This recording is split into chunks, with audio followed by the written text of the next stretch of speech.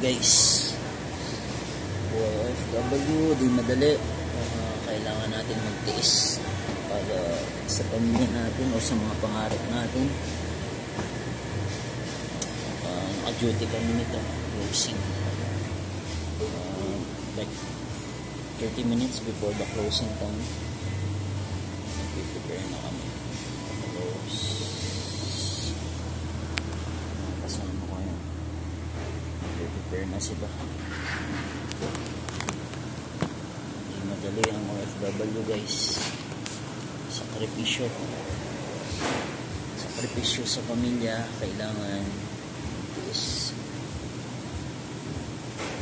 Kahit mahirap, kailangan tiisin. Saka lang at makukuha din natin yan, mga pangarap natin. Tsaka ipon lang, lagi mag-pray guys. Number 1 yung prayer. Kahit ano man pagdaanan mo o sa araw-arong buhay na malayo ka sa pamilya mo bilang OFW, pray lang. Number 1 ang prayer. Tapos tiwala lang, lilipas din yan kahit ano mga pagdadaanan natin. Walang problema na walang solusyon, walang sakit na hindi nalulunasan. Habang may buhay, may pag-asa guys. Assalamualaikum. Jahes? Ashrakam? Jadi saya nak apa cerita?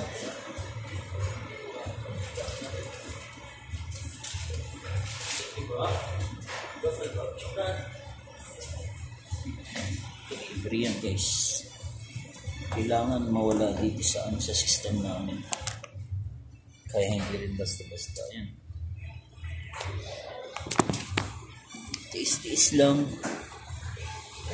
Ginto na yung mga close niyan, mga report. Sisend na lang ng mga report. Closing report.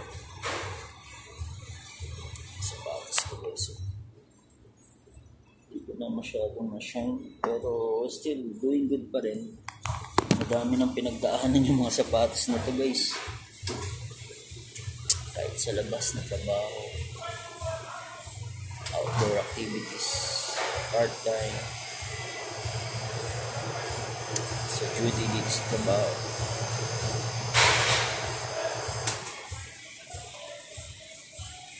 Tiis lang guys. Kasama ko, nag-close na sila.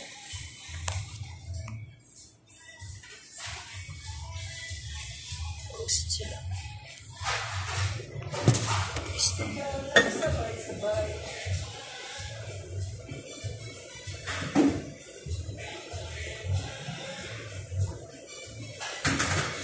Minuto lang, close na rin kami.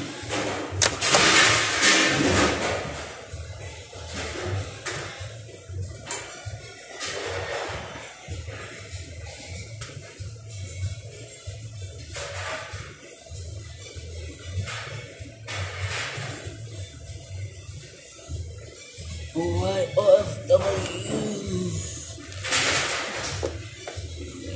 Egg fish allergen, egg fish milk, mustard, peanut, 3 nuts, sesame, shellfish, soy with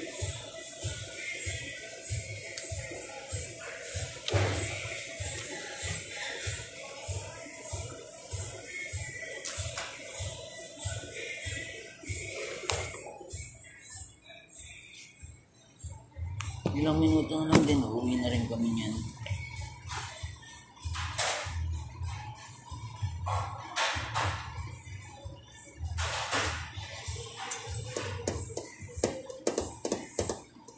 Ang business mo, hindi na. Iwas na lang.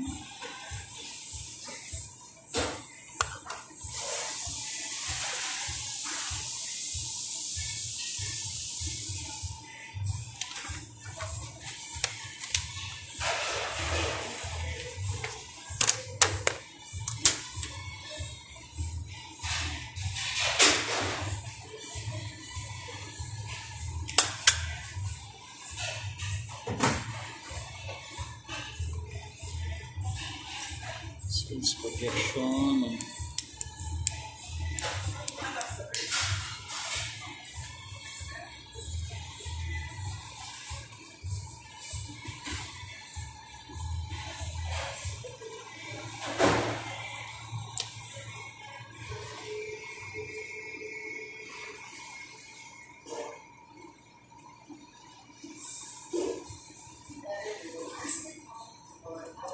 Ito na lang guys. So 1:43 AM 1:43 AM na dito.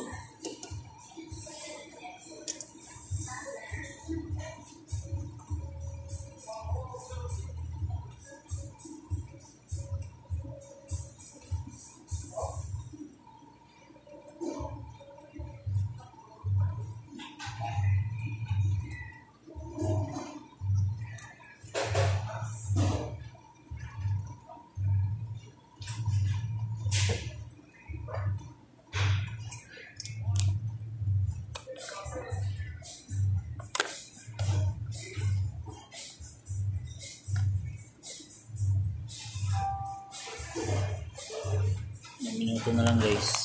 Countdown na.